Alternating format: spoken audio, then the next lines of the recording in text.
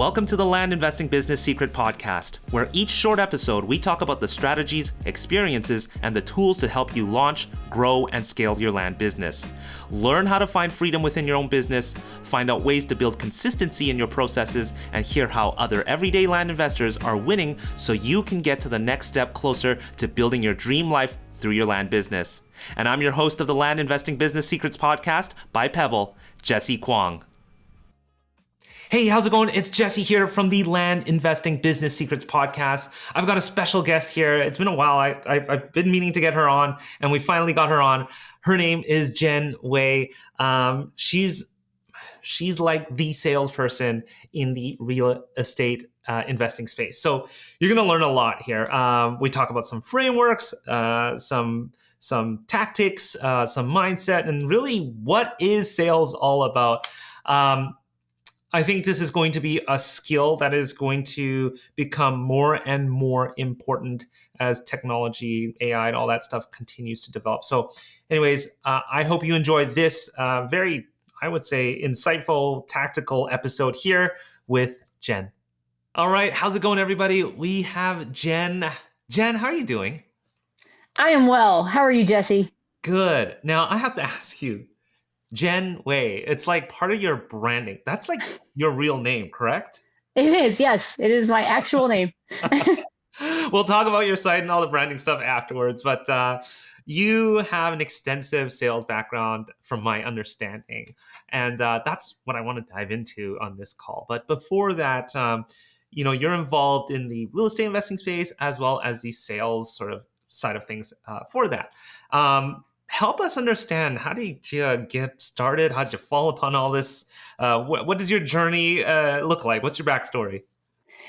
Well, Jessey, first of all, thank you so much for having me. I love coming on to, other people's shows and giving away all of this information that's stuck in my brain and trying to help others, get better at it, make more money and things like that. So thank you so much for having me here today.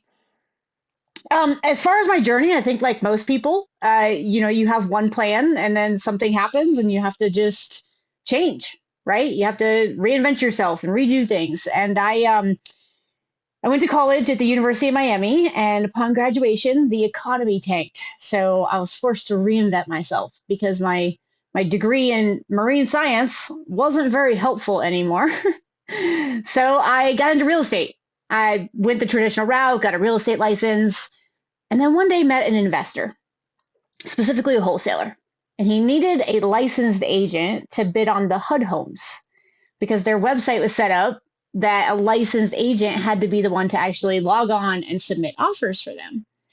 I fell in love with that side of real estate. It was actually really cool to watch a house that I figured, was just going to get bulldozed over, actually get renovated and turn into a home and, be a place where families can make memories. So I switched to the dark side, started being a real estate investor instead of a realtor, and started in wholesaling. Then we started flipping houses, then we started buying rentals and did ground up, bought the land, built townhomes and single family homes and all sorts of things. And then eventually made our way into land. So it's really just kind of a, like I said, like everybody else, you got a plan, you need to reinvent yourself. Landed me in real estate, and I was tempted by the investment side, and I love doing it. You've seen both sides, coming on from the house side and then onto the land side. Help us feel, what's the difference between the two? What do you like more in the houses? What do you like more in the land space? Are you still doing both? Give us an understanding what that all looks like. I am no longer doing both. No. I've been focused very hard on my sales coaching business to be the best sales coach I can be. I'm a firm believer in, master one thing and then, replace yourself and then go master another thing. So I'm very focused on the coaching right now. But for me, the only difference is really just the details. Obviously, if there's a house, you have to ask about the heating system and when was the last time the roof was replaced. And for land, you're not asking these questions, obviously, right? So for me, it wasn't a huge shift. I will say that houses tend to be a more emotional connection for a lot of people versus land. But not to say that land, people have an emotional connection to their land sometimes too. So I, I can't say that I think one is better than the other. I mean, one is obviously more transformational than the other, like watching a house get fixed, but the amount of time that takes and all the problems that can arise, does that offset the easier transaction in land?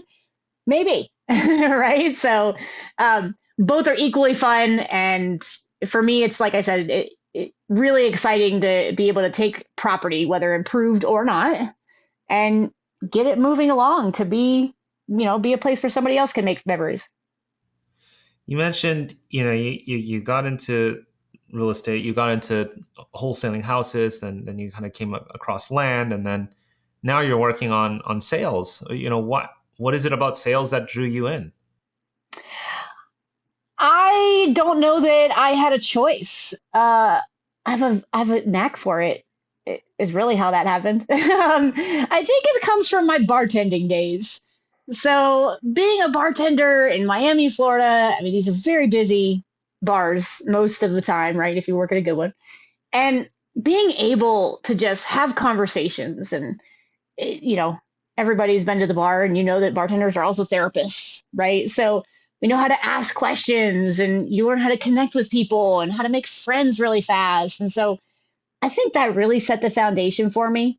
Um, the company that I was working with 2.5 years ago decided to just make a right hand turn, and so he wanted to invest more locally where he was at, which is down in Florida, and I'm up here in Colorado, and so it was going to become very difficult for me to continue that path. And I wanted to just pass on the sales knowledge that I've got, right? I found so much success. We made a lot of money over those 7 years. And so I decided it was time to take my boots off and just teach other people how I was able to get here. So in that, I mean, during your experience, it sounds like you didn't have any formalized, institutionalized training for sales. It's sort of like you learned it by doing it. What are some of the bigger lessons you kind of learned along the way that stand out for you? I absolutely never got training. It's part of the motivation for me for having starting like actually coaching sales is because I worked at lots of different places doing sales. I've sold brand new Fords. I sold invisible fence dog collars. I sold Verizon internet. Like I've sold so many different products and nobody ever gave me sales training. They handed me a script, but they never taught me how to actually use it or how to, ask the questions in a different order than what they appear on the page. But what if this person says this? Oh, here's another piece of paper. This is how you handle objection, right? But nobody ever did sales with me.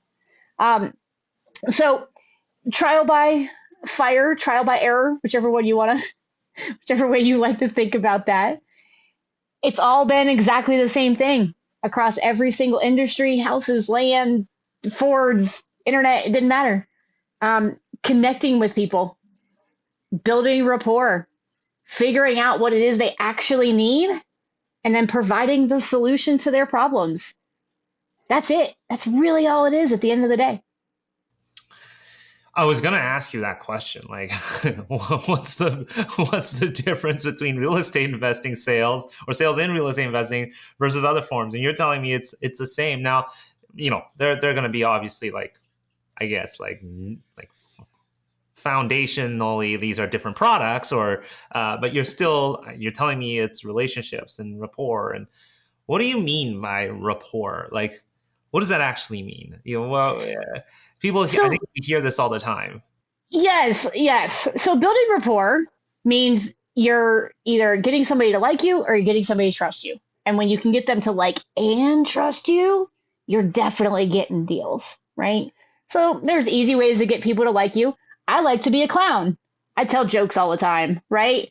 That's how I get people to like me, but not everybody likes that. So sometimes you have to build rapport in the trust arena instead. Getting people to trust you is talking with confidence, giving examples of situations like theirs that you were able to handle in the past, right? So I would say It's it's crazy. But what I'm finding is that people have forgotten how to have conversations just out loud and face to face like this. We're all driving towards electronic communication, and when you do that, the other person gets to decide what the tone in your voice is when you're saying it, or how fast you're saying it, or if you are screaming it, or if it's really just a statement that you're making. Like, the other person gets to decide all of that. So building rapport is actually, it's not super complicated, right? It's about listening to people, being a human, talking to another human, get them to like you or get them to trust you. And again, get both, you're getting deals. It doesn't matter what the price is. It doesn't matter what your low offer is. If you're able to achieve that with these leads, it's a lot easier to get yourself to a deal. Now, correct me if I'm wrong. Like, trust is something I feel like you can do. Like, building trust, I don't want to say it's like a checklist of items or things that you have to do, but typically I feel like trust, you can do a lot of things. Anybody can do it. But being likable, what if I'm just not a likable person? Do I have to lean heavier on trust? Or like, what would you suggest to somebody who's just, maybe not as jokey as you or as open as you are and not as likable? Maybe they're a little bit more like stoic and, serious. That's fine, right? My best advice is just be genuinely yourself, right? It's more about, I don't know that you need to be, a stand-up comedian, right? You don't need to like make people laugh. That's not the only way to get them to like you.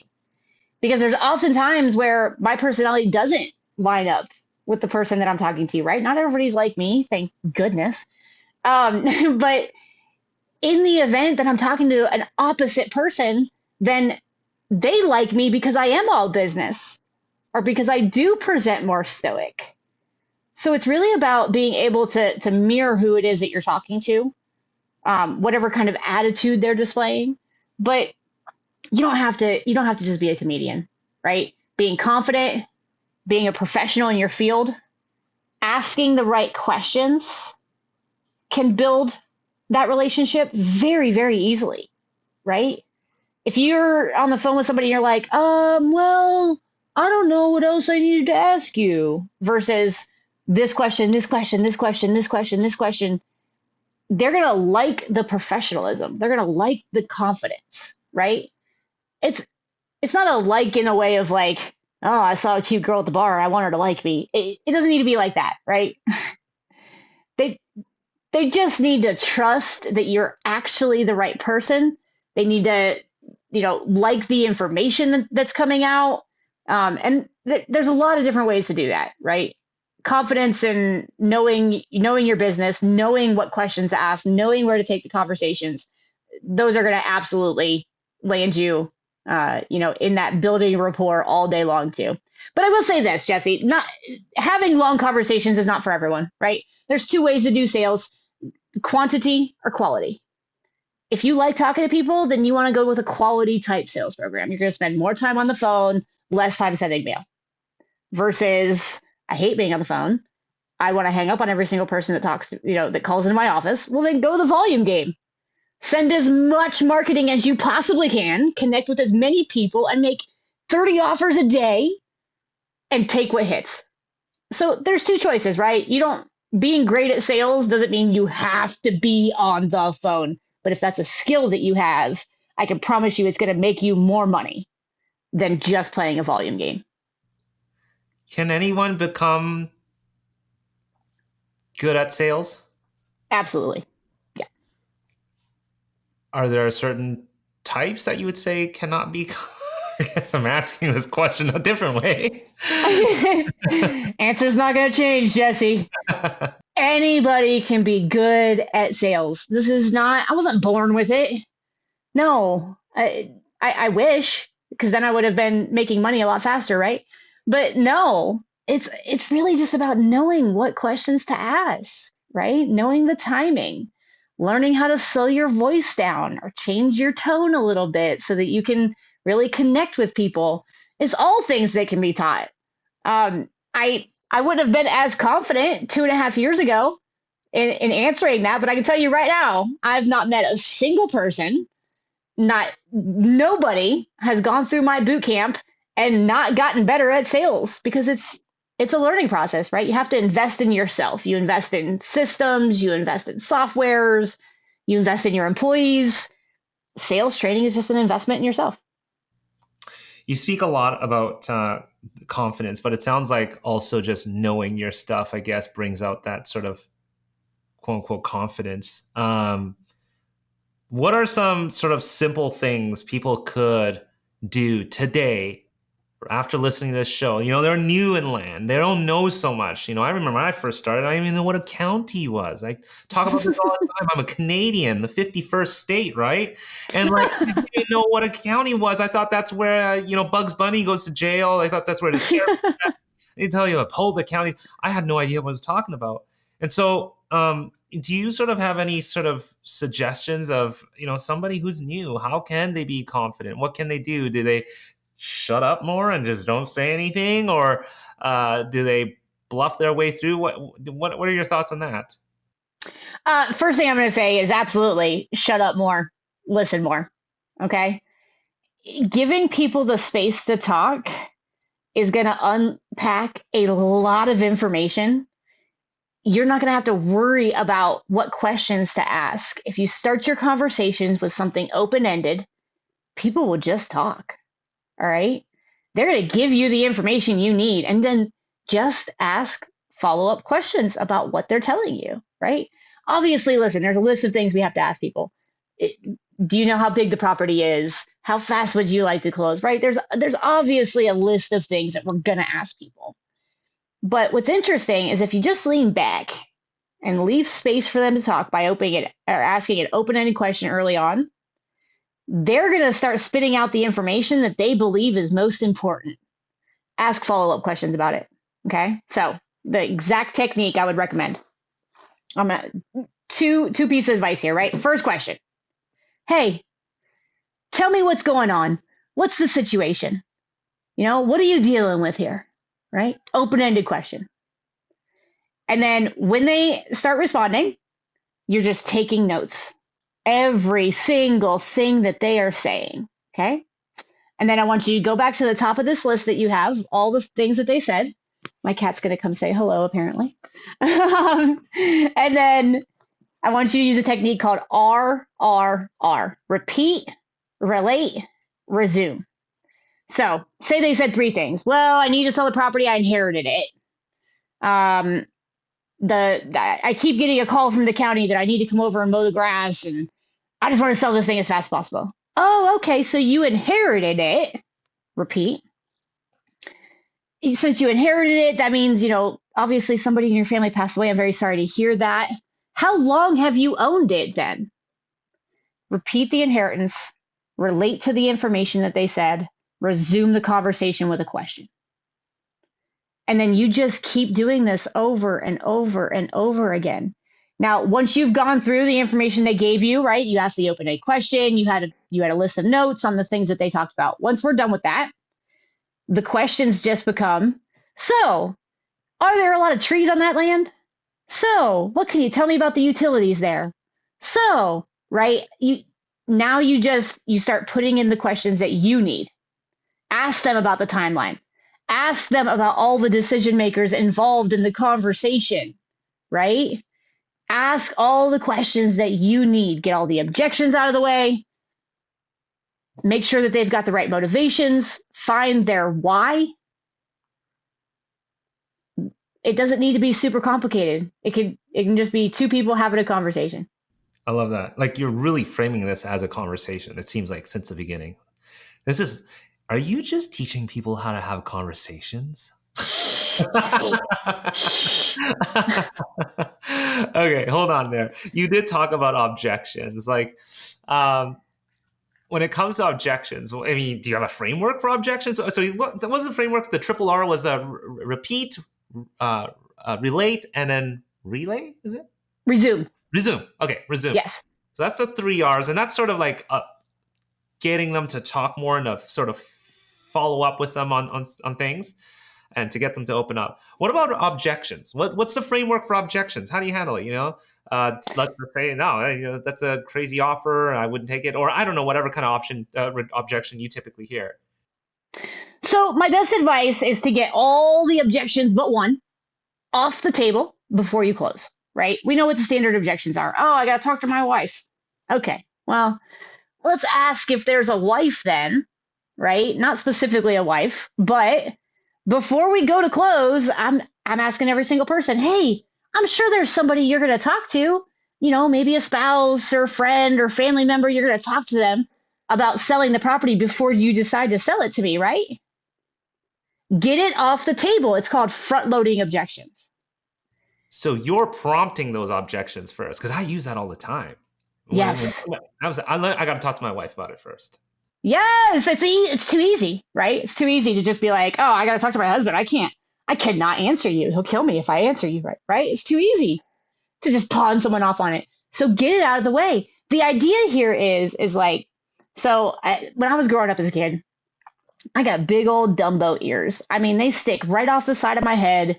My brothers used to run over when it was windy and like put their hands on both sides and like, we don't want you to blow away, Jen. So mean.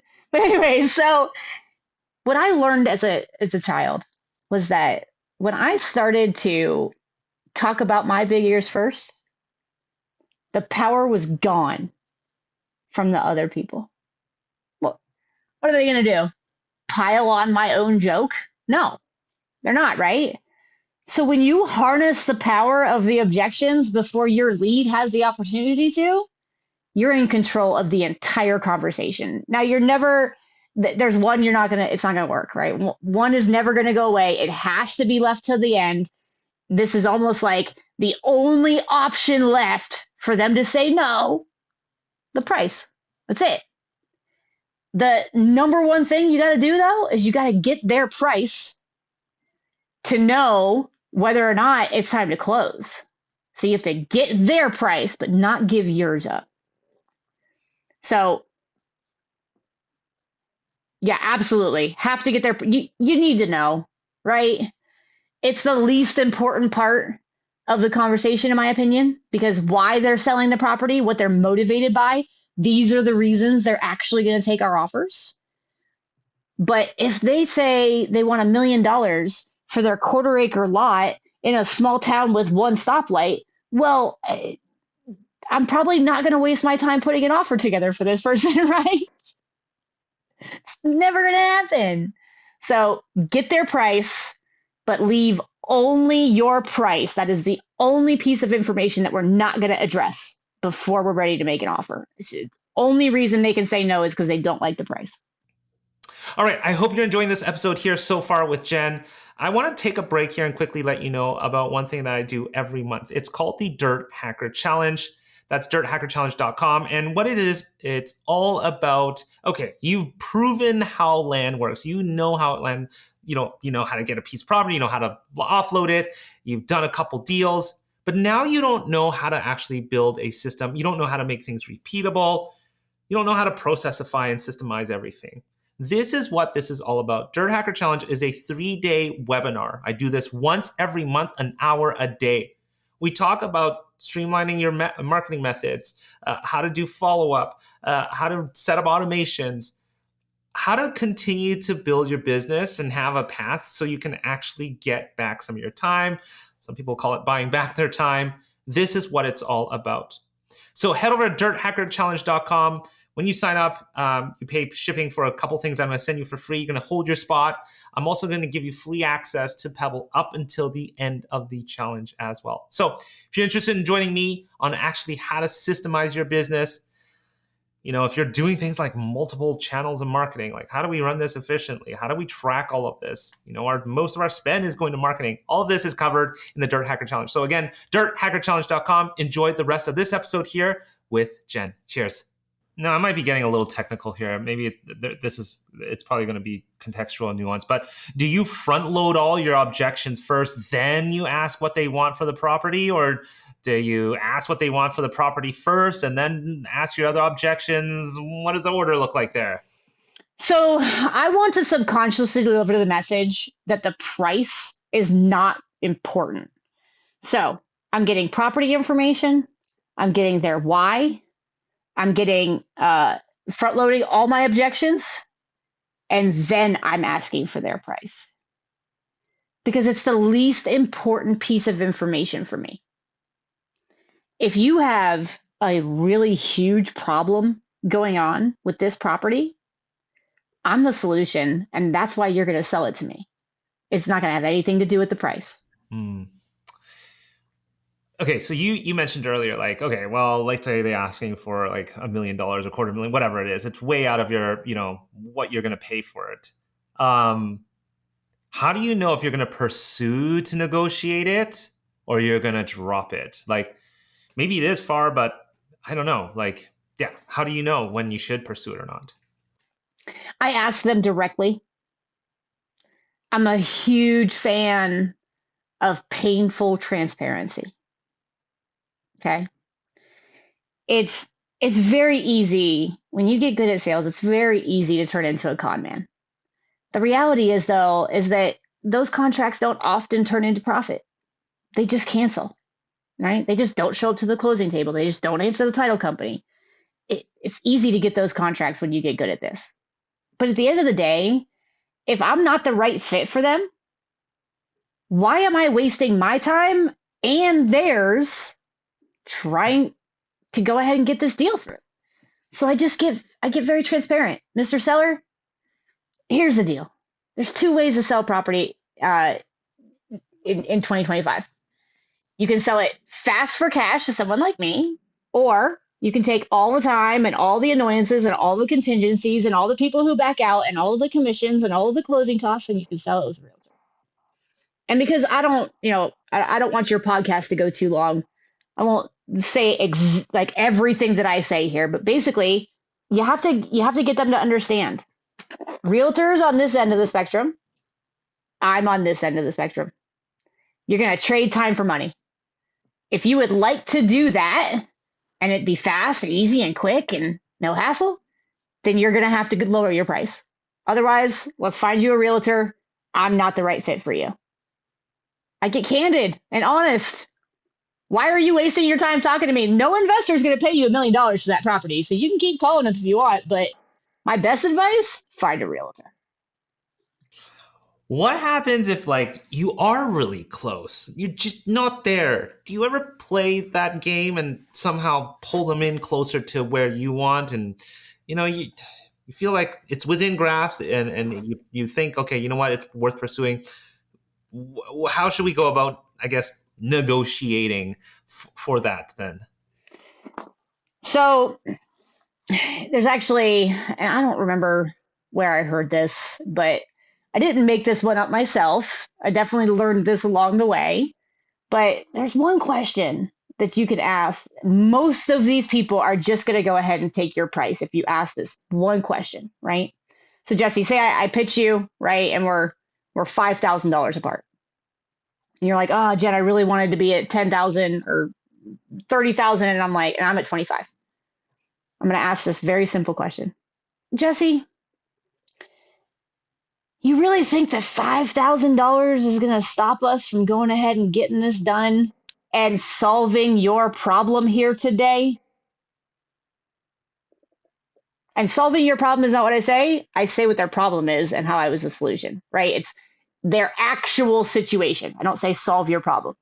So you're dealing with probate. Jessey, is $5,000 really going to stop us from moving forward? And I mean, I got a probate attorney to take care of things. We'll get it all wrapped up. Is $5,000 really going to stop us from going ahead and getting that done here today? Gosh, I feel like all this like pressure just loaded on my shoulder here.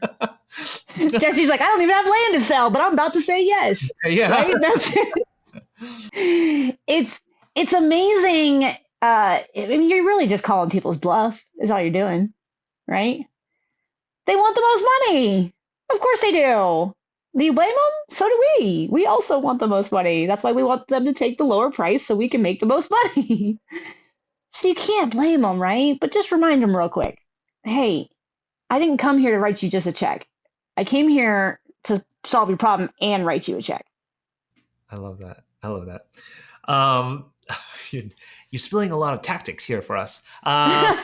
Too much. I want to ask you, what are some common misconceptions when it comes to sales? I'm sure you've seen it and probably makes you cringe a lot. But yeah, what are some common misconceptions? um, that you can ask too many questions of your leads. That's a common misconception. Um, that every single person who owns a property and says they'd love to hear your price is a lead. That's a common misconception, right? Those are just suspects. They have to be ready, willing, and able to actually be a lead, right? Um, Otherwise, they're a contact, owner. they're a suspect. That's what I call them. Right. I Okay. call them suspects. Oh, I like that. Okay. Right? I'm trying to gather more information to figure out whether or not they're a lead. So they're a suspect until they're a lead. Other people call those prospects, right? It's not qualified to a lead yet. I was raised by a Marine. So, some some of my jokes and terminology are probably a little rougher than than the rest of the industry. I married a Marine too, so I just perpetuated my problem forever. Um, but thinking that just because somebody owns a piece of property and they'd like to hear your offer, that's not always a lead, right? Thinking that you're gonna talk people into doing it, you're not. You need to guide people to talk themselves into it, right? You need to lead them. You can lead a horse to water, but you can't make them drink. So true here. So true here. That sort of reminds me of that question you just asked me earlier. Is $5,000 going to stop us from blah blah blah? That. Yeah, I get that. I want to ask you this: is there a difference between, I don't know, when dealing with a lead versus and doing sales calls with that, and versus like a cold outreach sales call? I don't know what you would call it, but a cold call to somebody. Would you say the fundamentals are pretty similar? Are they very different? How do you approach? We talked more on like, when you're handling a lead, but what about on the, when you're doing a cold out approach? I think the intro is different. That's all. Everything else is exactly the same. If I were cold calling, I'd be putting cards on the table immediately. Okay? Hey, I'm an investor in the area. I'm looking to buy some property. I'm interested in, putting together a fast cash offer. But let me ask you something. Are you even considering selling this property right now? Or are you like, Jen, why are you calling me? Like, where are you actually interested? Have you even considered, like, right? You're going to ask some like hard upfront A/B choice. Do you even want to talk to me at all? Or should I just hang up the phone right now, sir? Right?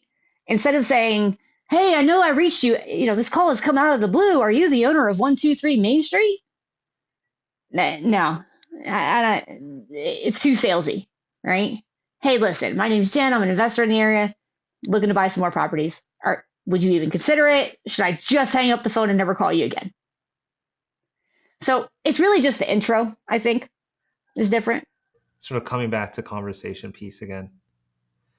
What's so interesting that you said it earlier, how things like technology and texting is really pulling away us from this sort of skill of having a conversation and building rapport and a relationship. And it's so interesting because if you've looked at the last couple of years since sort of the whole ChatGPT moment, and now we're talking about AI and potentially them on the phone. And what's really interesting, I actually talked to a totally in the tech world where he has a sort of AI piece where they talk to leads and whatnot, and it made people really angry, and they would just hang up on these things. And I think in the coming years, value like having a genuine conversation and a genuine relationship with somebody is only going to continue to increase. There's just going to be a lot of automation, a lot of artificialness going on And I think this is probably going to be one of those things that are going to really set apart a lot of people. And it comes down to like that sales piece. And it's not even sales, like I said, like this is almost like having a conversation. Obviously there's structure, there's, frameworks to it, and there's a direction you want to push it, but ultimately it is this sort of genuine conversation that you're having. So I think I think this is something that people should continue to listen to or continue to think about. And it's funny, it seems to be the people that I've been talking to recently on the podcast, this is one area that they've really focused on, is having the ability to carry conversations. Now, we're not even talking about sales now. We're talking about conversations. Listen, Jen, thanks so much for coming on the show. You have a program, and I want people to be able to, I don't know many people that are doing sales training for real estate investors. There's a few people, but you're one of them. How can people find you? How can people work with you? How can people engage with you? I want to say one quick thing before I tell you all how to find me. I asked ChatGPT if it was going to replace me as a sales coach. It said no, because at its foundation, sales is about relationships, and that a computer is never going to be able to hit it like a human. So even ChatGPT knows that it's not going to be better than us, right? So you're absolutely right on that. So if there's anything I can do to help, if you think that I might even be able to help you just shift your mind even a little bit to get better at sales and make more money, you can find me very, very easily by calling my phone. Okay? No forms, no funnels, no VA gatekeepers. You call me directly. I love talking to people. If I don't answer, it's probably because I'm just teaching a class or doing a podcast or something. I will call you back. I promise.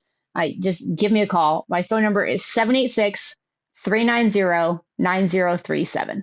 Call or text anytime. Let me know if I can help.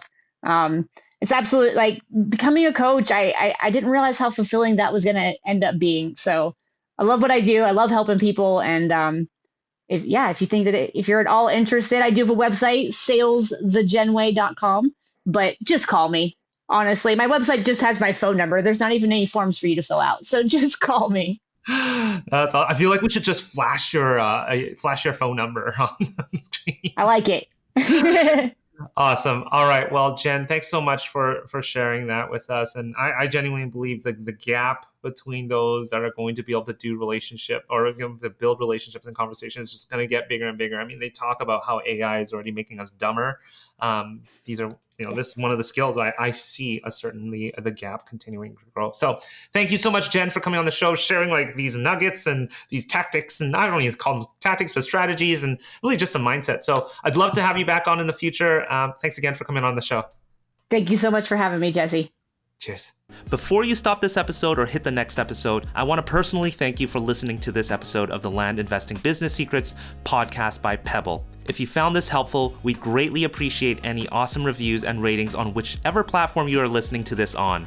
And if you have 2 minutes and wanted to step it up even more and help others, feel free to share this in other Facebook groups or pages or any communities, giving others a heads up of the Land Investing Business Secrets podcast or the specific episode that may help them on their land investing journey. Once again, thanks so much for listening, and catch you on our next episode.